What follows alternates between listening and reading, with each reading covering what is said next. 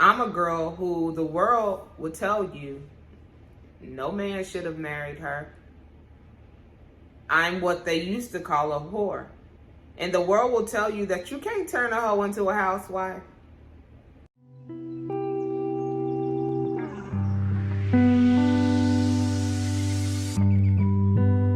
Hi, if this is your first time, and if you're returning, welcome to Healing Conversations and Unapologetic Transitions.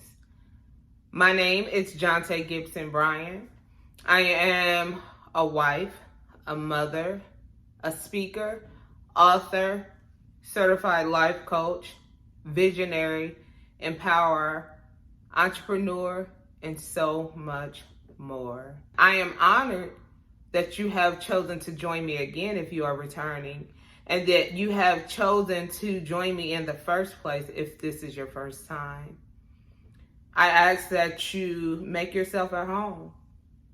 Prayerfully, as I expose myself, as I am transparent in these moments, these conversations, my transitionings, how they feel, that you are granted the courage, the confidence, the boldness, the enlightenment to do the same. Yesterday, I was having a conversation with someone who knows both my husband and I. And she brought something to my attention. She asked me a question. And the question was, are you mad at him or are you mad at God for making you the way he's made you? Again, I'm super empathetic, more concerned with the why rather than the what. As for me, I lived on the song Don't Count Me Out. I know my actions often did not align with the life that I was leading. However, in my heart, I wanted to be loved. I wanted to be seen. The promiscuity and the giving my body away, it wasn't because I loved sex. Actually, I despised it. Actually, due to the molestation, I really didn't enjoy sex. But also due to the molestation, I thought sex was the only way for me to get love. And so I used my body to get love, or so I thought.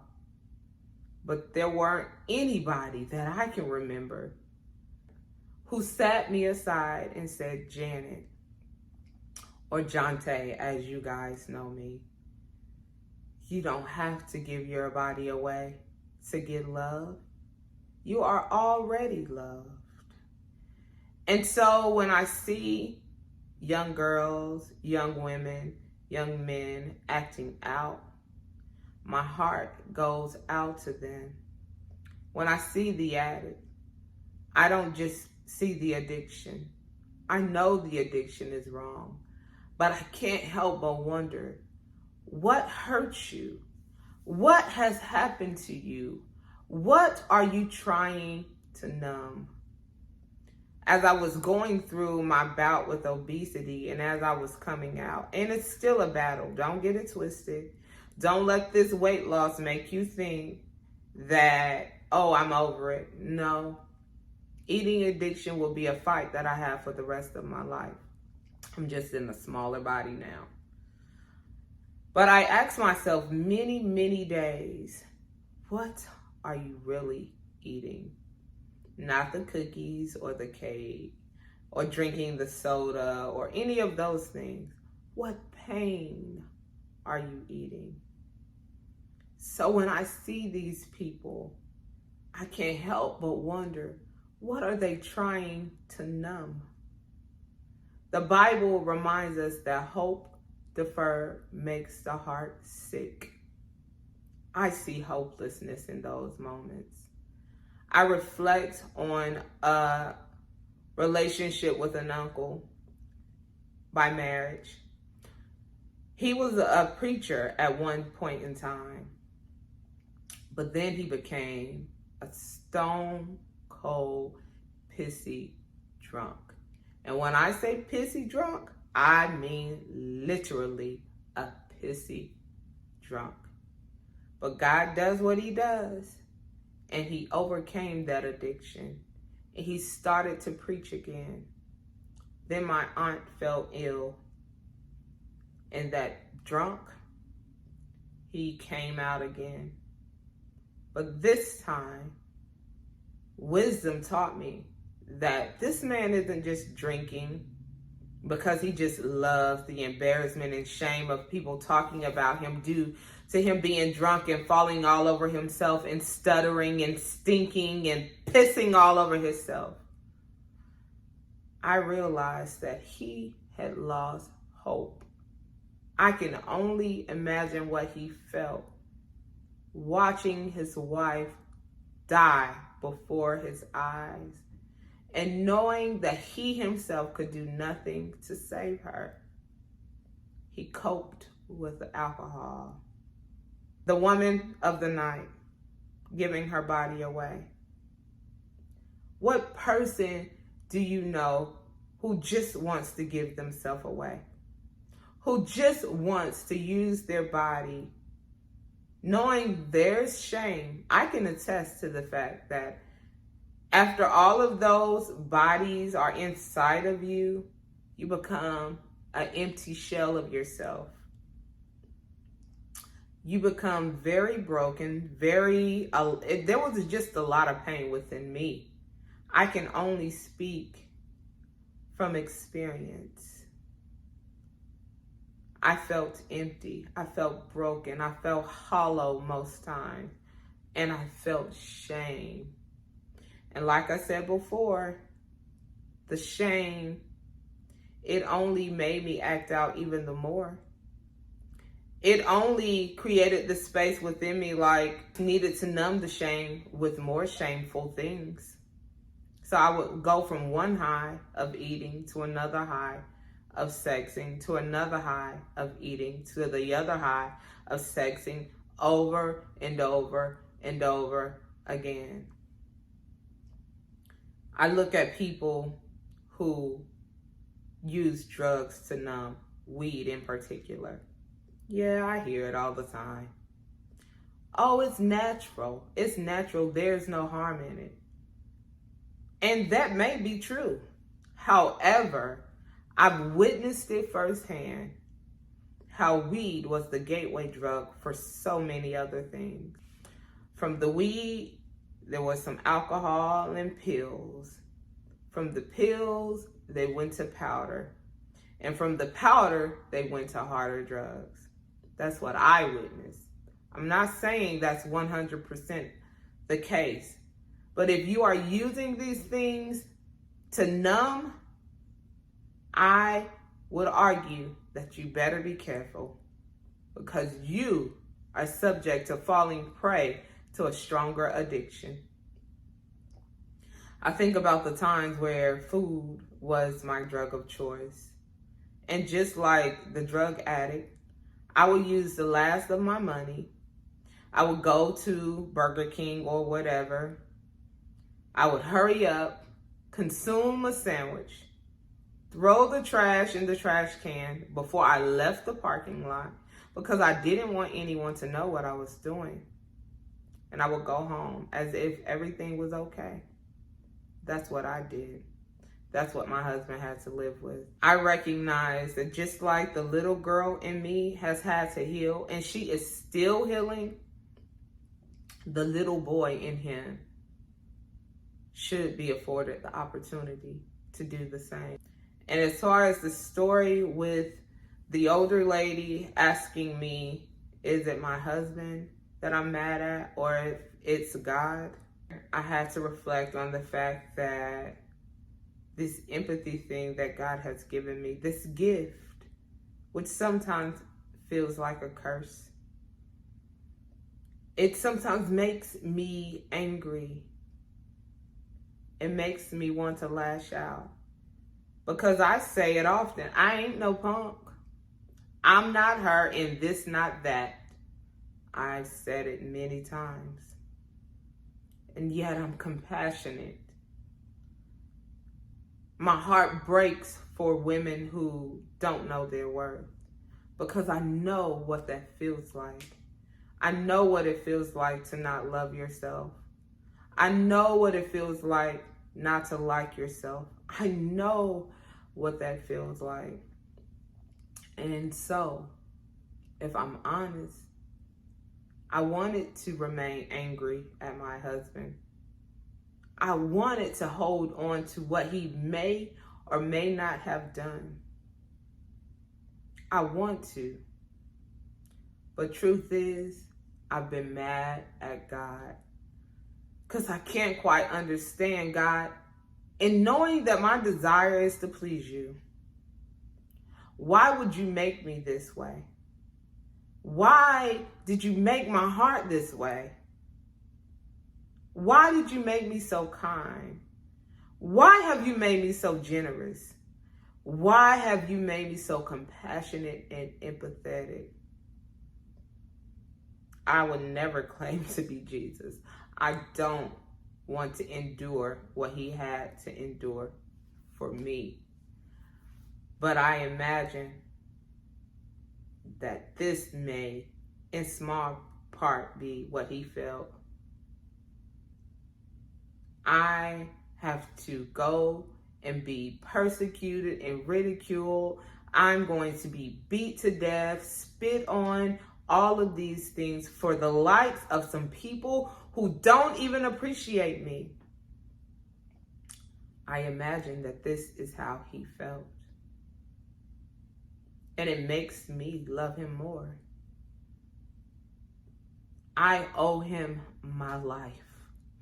I owe him the success of my children's life. I owe him this marriage, the good, the bad, and the not so good. He will get the glory out of this. We pray for things, and then we grow frustrated when the way God reveals those things aren't how we believe they should be. He's had to break me. He has to go into those deep things, those hidden things. I know this because he has, and he is doing the same for me. So be encouraged, whether you are a man or a woman watching this video, whether you are an addict or the son or daughter of an addict, the friend of an addict, whatever the case may be, whether you yourself are hiding somewhere in shame, whether tucked within you are some secrets that nobody knows about. The half has not been told in my story. Oh, they're being revealed because I am healing.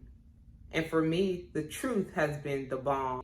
Healing has only taken place when I dared to reveal. So be encouraged. I'm speaking up. I'm speaking up because gone are the days that we hide. Gone are the days that we don't receive our healing. My desire is to reveal the Christ in me for real.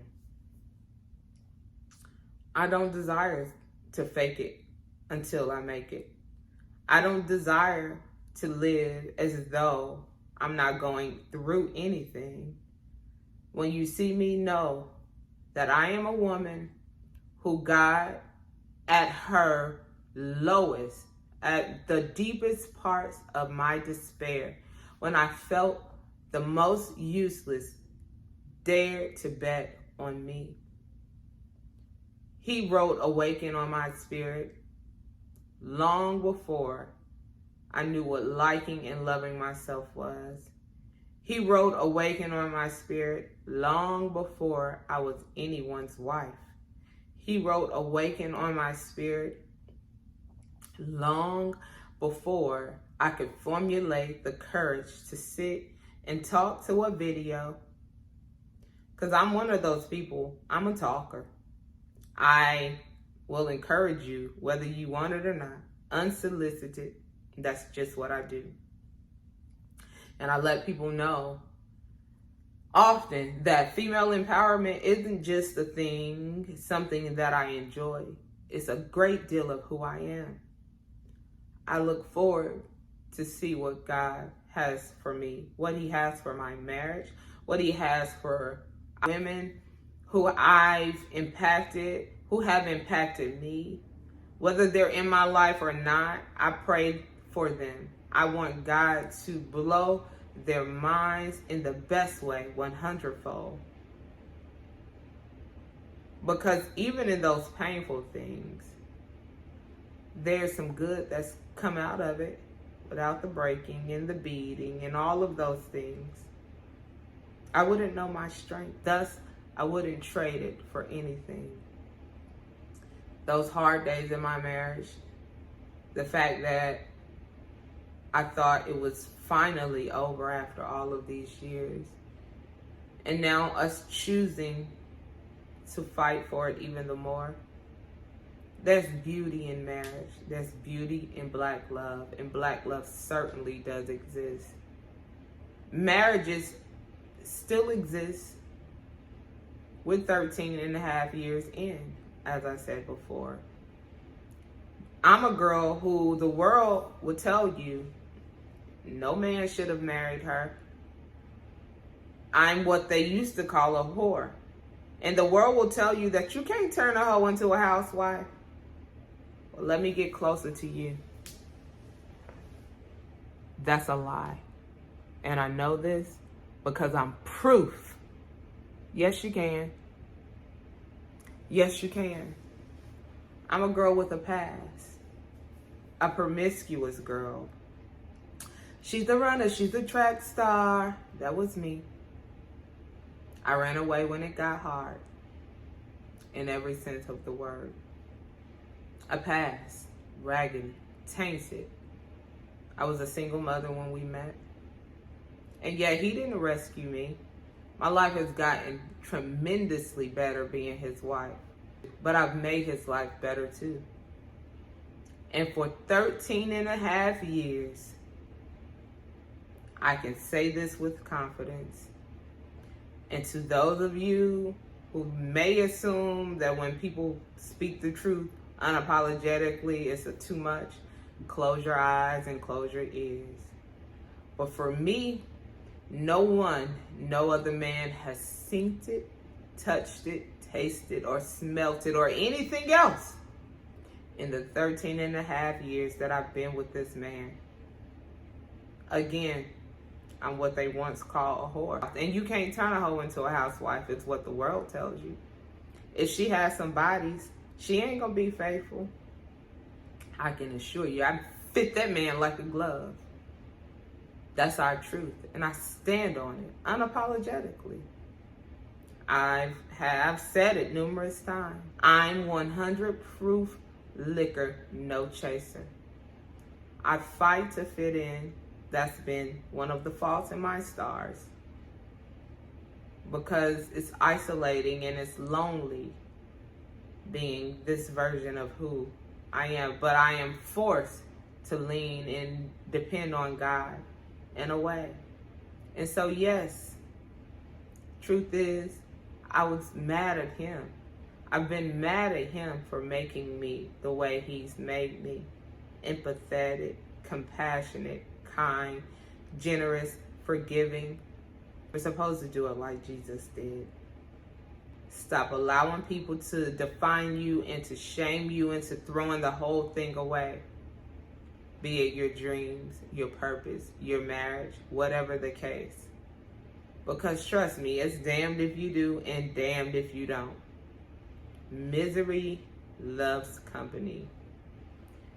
And for those people who are listening to people who've never been married a day in their life, telling you that you need to just walk away, they don't know.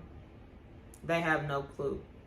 I will say that being on this side, I understand my friends who can't just walk away from their marriages. I'm not saying stay in a marriage where he's beating on you and things like that. Time to walk away is time to walk away. You have to know when to hold him know when to fold them, and know when to walk away, and know when to run. I used to pray for a relationship, which was the most serious relationship I was in besides my husband, before my husband. I remember being in the bathroom one day, and I said, God, if it's your will, give him the heart to marry me. And if it's not, break us up. Every single time I prayed this prayer, we break up. And every time we break up and got back together, it got worse. Until the last day, I was laying on the bed with his hands around my neck and thinking, if I don't leave this situation now, I won't live to tell about it. I will die. And then fast forward to meeting my husband. He's the super nice guy. And because I had a perverted view of what love was, I thought he was weak. That's what a lot of us women think. We're taught that alpha men, they dominate. They're boastful and hardcore. But I have a true alpha man. One who defends me the way he defends me. He'll go out. He'll work 20 hours a day if he has to, for me, to provide for me. He's not afraid to push me to the front or to allow me to speak up. He's not. He's never tried to snuff out my dreams or anything like that. But I was damaged. And it started as a little girl. So I had this perverted view that he was weak because he didn't walk around beating his chest. So I'd taken a trip, and on the way back, I endeavored to end that relationship. I made up in my mind that when I get back to North Carolina, I'm calling it quits. And on that ride, the Holy Spirit said to me, give him a chance. Give him a chance. And here we are, 13 and a half years later, still kicking it. That's my homie. He is my best friend. I can say without a shadow of a doubt, no one has believed in my dreams the way that man has. Not just with lip service, but with everything in him. I can say for sure, he has believed in me. He has shown me. No, he doesn't always affirm my femininity like I want him to, and we have to work on that. He doesn't date me like I want him to, and I don't date him like I should. It's our job, it is my job to keep his attention. And I haven't been doing the best at that. I have not. I think to myself, Janet, be more present. Do this, do that. But I haven't always held myself accountable. And so my marriage has been on the verge of ending for a really long time, if I can be honest. So I now don't look at the woman who won't just throw it all away. Like, who does she think she is? And why won't she just let it go? I understand. When God has written something on your spirit, you don't just let it go. We fight for our dreams. Why won't we fight for our marriages? It's important for me, for my black sons to see that black love exists. It's important for me, for my black daughters to see that black love exists. It's important for me as a female empowerer to let other women know that in spite of what you've been through, black love does exist. Be encouraged.